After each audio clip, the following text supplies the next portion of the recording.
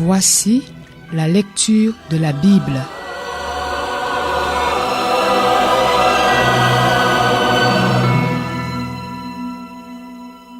Hébreux, chapitre 10. La loi, en effet, possède une ombre des biens à venir et non l'exacte représentation de la réalité.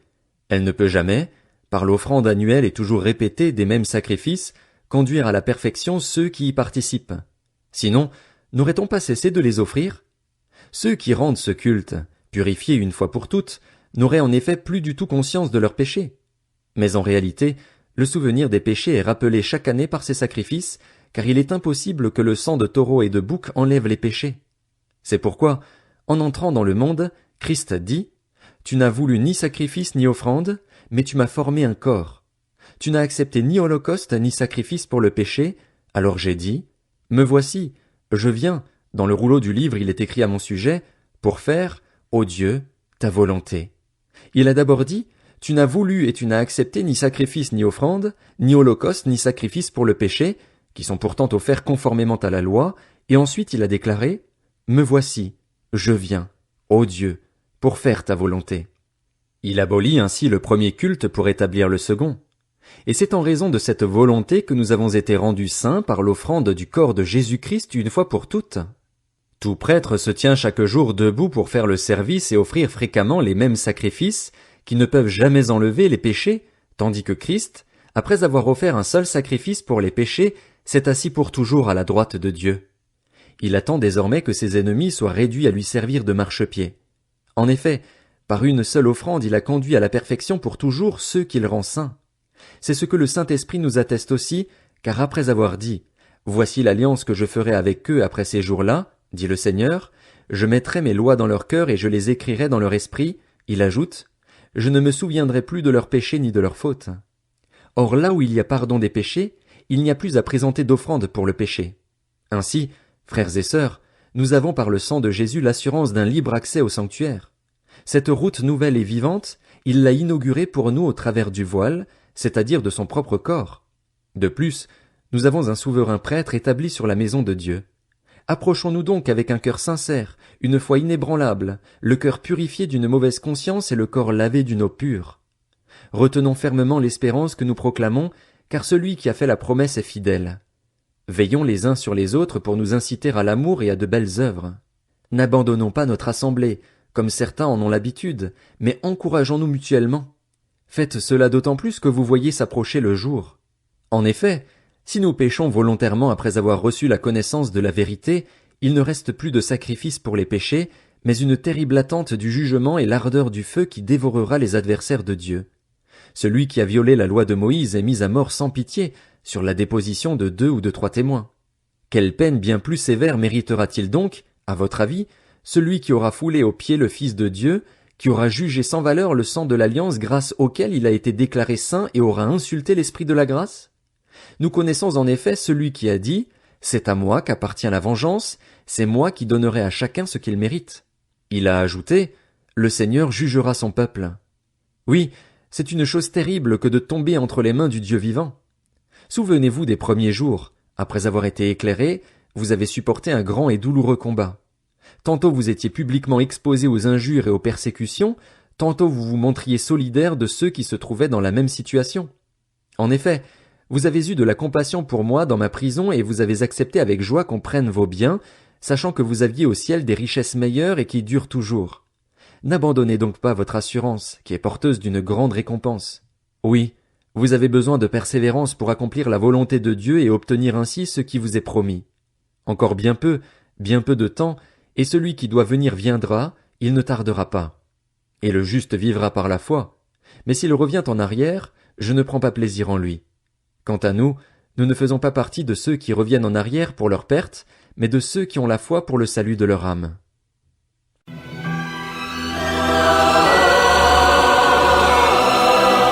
C'était la lecture de la Bible.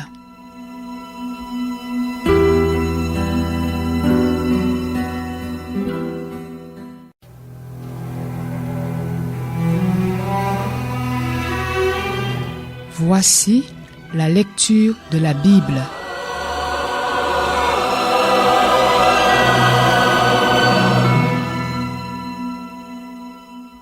Hébreux, chapitre 11. Or la foi, c'est la ferme assurance des choses qu'on espère, la démonstration de celles qu'on ne voit pas. C'est à cause d'elle que les anciens ont reçu un témoignage favorable. Par la foi, nous comprenons que l'univers a été formé par la parole de Dieu, de sorte que le monde visible n'a pas été fait à partir des choses visibles. C'est par la foi qu'Abel a offert à Dieu un sacrifice plus grand que celui de Caïn. C'est grâce à elle qu'il a été déclaré juste, car Dieu approuvait ses offrandes, et c'est par elle qu'il parle encore bien qu'étant mort. C'est à cause de sa foi qu'Hénoch a été enlevé pour échapper à la mort, et on ne l'a plus retrouvé parce que Dieu l'avait enlevé. Avant d'être enlevé, il avait en effet reçu le témoignage qu'il était agréable à Dieu. Or, sans la foi, il est impossible d'être agréable à Dieu, car il faut que celui qui s'approche de lui croie que Dieu existe et qu'il récompense ceux qui le cherchent. C'est par la foi que Noé, averti des événements que l'on ne voyait pas encore et rempli d'une crainte respectueuse, a construit une arche pour sauver sa famille. C'est par elle qu'il a condamné le monde et est devenu héritier de la justice qui s'obtient par la foi. C'est par la foi qu'Abraham a obéi lorsque Dieu l'a appelé et qu'il est parti pour le pays qu'il devait recevoir en héritage. Et il est parti sans savoir où il allait.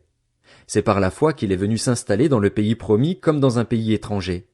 Il y a habité sous des tentes, ainsi qu'Isaac et Jacob, les co-héritiers de la même promesse, car il attendait la cité qui a de solides fondations, celle dont Dieu est l'architecte et le constructeur. C'est aussi par la foi que Sarah elle-même a été rendue capable d'avoir une descendance.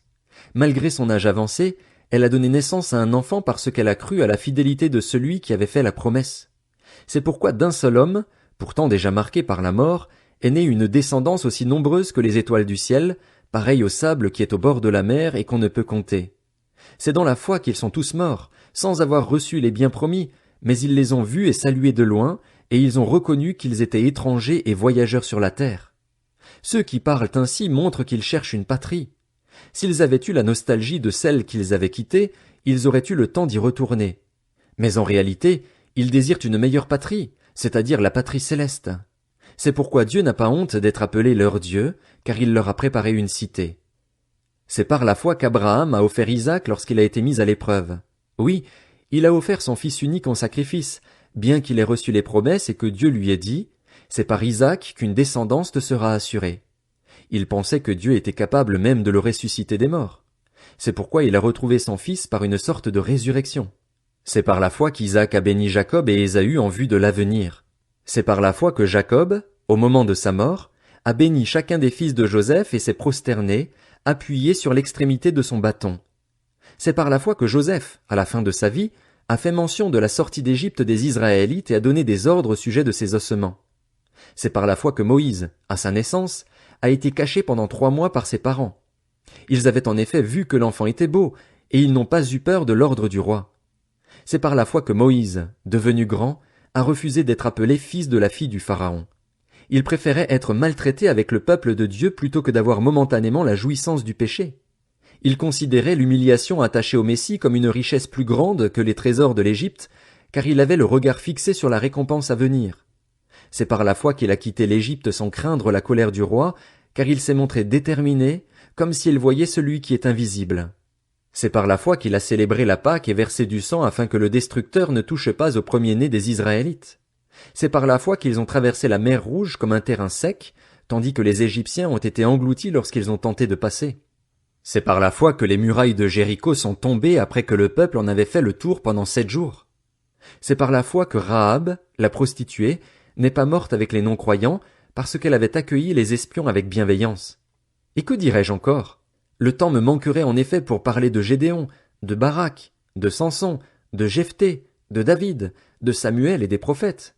Par la foi, ils ont vaincu des royaumes, exercé la justice, obtenu la réalisation de promesses, fermé la gueule de lion, éteint la puissance du feu, échappé aux tranchants de l'épée, repris des forces après une maladie, été vaillant à la guerre, mis en fuite des armées étrangères. Des femmes ont retrouvé leur mort par la résurrection.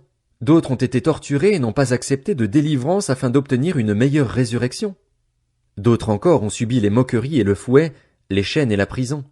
Ils ont été lapidés, sciés, mis à l'épreuve. Ils sont morts tués par l'épée. Ils sont allés d'un endroit à l'autre, habillés de peaux de brebis ou de chèvres, privés de tout, persécutés, maltraités, eux dont le monde n'était pas digne.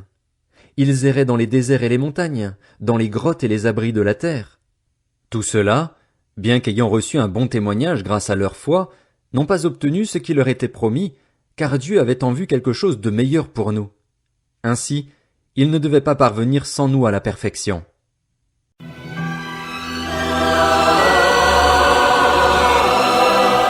C'était la lecture de la Bible.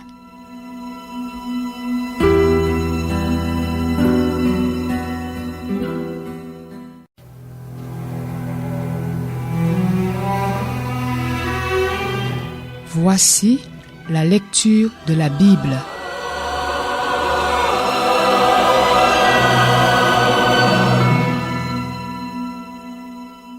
Hébreux, chapitre 12. Nous donc aussi, puisque nous sommes entourés d'une si grande nuée de témoins, rejetons tout fardeau et le péché qui nous enveloppe si facilement, et courons avec persévérance l'épreuve qui nous est proposée. Faisons-le en gardant les regards sur Jésus, qui fait naître la foi et la mène à la perfection. En échange de la joie qui lui était réservée, il a souffert la croix en méprisant la honte qui s'y attachait et il s'est assis à la droite du trône de Dieu. Pensez en effet à celui qui a supporté une telle opposition contre lui de la part des pécheurs, afin de ne pas vous laisser abattre par le découragement. Vous n'avez pas encore résisté jusqu'au sang dans votre combat contre le péché et vous avez oublié l'encouragement qui vous est adressé comme à des fils. Mon fils, ne méprise pas la correction du Seigneur et ne perds pas courage lorsqu'il te reprend. En effet, le Seigneur corrige celui qu'il aime et il punit tous ceux qu'il reconnaît comme ses fils. Supportez la correction. C'est comme des fils que Dieu vous traite. Quel est le fils qu'un père ne corrige pas? Mais si vous êtes dispensés de la correction à laquelle tous ont part, c'est donc que vous êtes des enfants illégitimes et non des fils. D'ailleurs, puisque nos pères terrestres nous ont corrigés et que nous les avons respectés, ne devons-nous pas d'autant plus nous soumettre à notre Père céleste pour avoir la vie? Nos pères nous corrigeaient pour un peu de temps, comme ils le trouvaient bon, tandis que Dieu le fait pour notre bien, afin que nous participions à sa sainteté. Certes, au premier abord, toute correction semble un sujet de tristesse, et non de joie, mais elle produit plus tard chez ceux qu'elle a ainsi exercé un fruit porteur de paix, la justice. Fortifiez donc vos mains défaillantes et vos genoux flageolants, et faites des voies droites pour vos pieds, afin que ce qui est boiteux ne se démette pas, mais plutôt soit guéri. Recherchez la paix avec tous et la progression dans la sainteté. Sans elle, personne ne verra le Seigneur. Veillez à ce que personne ne se prive de la grâce de Dieu, à ce qu'aucune racine d'amertume, produisant des rejetons, ne cause du trouble et que beaucoup n'en soient infectés. Veillez à ce qu'aucun de vous ne fasse preuve d'immoralité sexuelle ou ne se montre profanateur comme Ésaü, qui pour un seul repas a vendu son droit d'aînesse. Vous savez que plus tard il a voulu obtenir la bénédiction mais a été rejeté. En effet, il n'a pas pu amener son père à changer d'attitude, bien qu'il l'ait cherché avec larmes. Vous ne vous êtes pas approché d'une montagne qu'on pouvait toucher et qui était embrasée par le feu, ni de l'obscurité, ni des ténèbres, ni de la tempête, ni du retentissement de la trompette, ni du bruit des paroles. Ce bruit était tel que ceux qui l'ont entendu ont refusé qu'il leur soit adressé un mot de plus. Ils ne supportaient pas, en effet, cette consigne. Si même une bête touche la montagne, elle sera lapidée. Le spectacle était si terrifiant que Moïse a dit « Je suis épouvanté et tremblant de peur ». Au contraire, vous vous êtes approché du mont Sion, de la cité du Dieu vivant, la Jérusalem céleste, et ces dizaines de milliers d'anges en fait, de l'assemblée des premiers-nés inscrits dans le ciel. Vous vous êtes approché de Dieu qui est le juge de tous, des esprits des justes parvenus à la perfection, de Jésus, qui est le médiateur d'une alliance nouvelle, et du sang purificateur porteur d'un meilleur message que celui d'Abel. Faites attention, ne refusez pas d'écouter celui qui parle. En effet, les hommes qui ont rejeté celui qui les avertissait sur la terre n'en ont pas réchappé. Combien moins échapperons-nous si nous nous détournons de celui qui parle du haut du ciel? Lui dont la voix avait alors ébranlé la terre, il a maintenant fait cette promesse. Une fois encore je fais trembler non seulement la terre, mais aussi le ciel. Les mots une fois encore indiquent bien que les choses qui, appartenant au monde créé, peuvent être ébranlées disparaîtront, afin que celles qui sont inébranlables subsistent. C'est pourquoi, puisque nous recevons un royaume inébranlable, attachons-nous à la grâce qui nous permet de rendre à Dieu un culte qui lui soit agréable, avec respect et avec piété. Notre Dieu est en effet un feu dévorant.